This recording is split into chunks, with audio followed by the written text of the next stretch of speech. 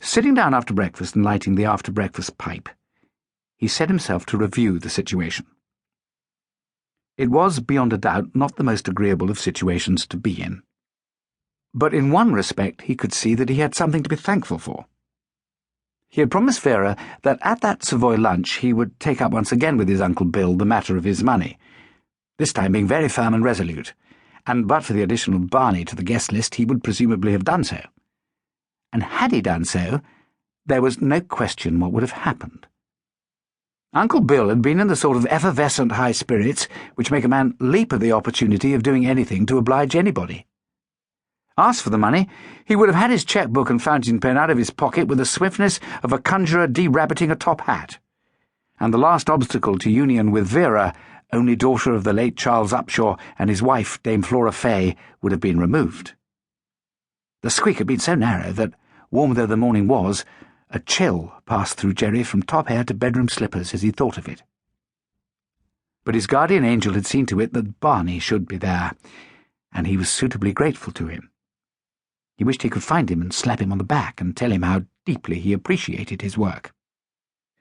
Not a hope, of course. Guardian angels keep themselves to themselves and are hard to get hold of when you want them. Well, he reflected, as he lit his second pipe, so far so good. But he was a clear-thinking young man, and he did not try to disguise it from himself that he was still separated from the happy ending by a wide margin. His guardian angel had certainly given satisfaction to date, but there remained much for him to do. And there must be no folding of the hands, no sitting back and taking it easy, no slacking of the will to win on his part. He must continue on his toes as sedulously as ever, until that unfortunate betrothal was a thing of the past. For from whatever angle you looked at the set-up, and however much you refused to face facts, there was no getting away from it that he was still engaged to Vera Upshaw, and unless prompt steps were taken through the proper channels, would ere long be walking up the aisle with her in a morning coat and sponge-bag trousers, which, she would probably hiss in his ear in that critical way of hers, needed pressing. He had been giving the peril that encompassed him the tensest thought for a considerable time, when a glance at the morning paper which lay on the table beside him reminded him that today was Wednesday, and, arising from that life is stern and life is earnest. Reluctantly, for he would have preferred to brood indefinitely, he rose, shaved, took a shower bath, and put on shirt, tie, flannel suit and shoes. This done, he went out, carrying his portfolio. Wednesday is the day when cartoonists pack up their week's cartoons and take them round the magazines for the inspection of art editors.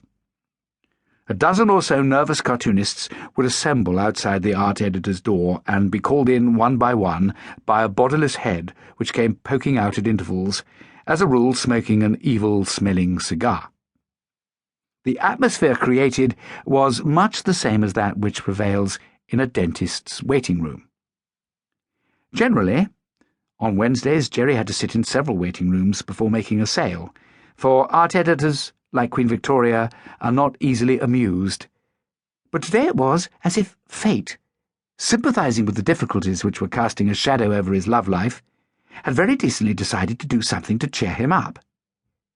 Feeling that there he would at least get a friendly reception, he had started his quest at the offices of the weekly paper which took so much of his work, the one for which Aunt Phyllis conducted the Advice to the Lovelorn column, and the benevolent occupant of the editorial chair made history by accepting not one whimsical cartoon, but the entire contents of his portfolio, seeming disappointed that these were all he had to offer. It was a unique happening, and its effect on him was to induce in him emotions similar to those which had so stirred his Uncle Willoughby when the girl in blue had come to his possession. It seemed to him, as it had seemed to Willoughby, that a triumph like this must be celebrated by a lunch that would go down in legend and song. It remained only to select the appropriate restaurant, and after some thought he decided on the grill room at Barrybolt's world-famous hostelry. Anything less luxurious would be an anticlimax.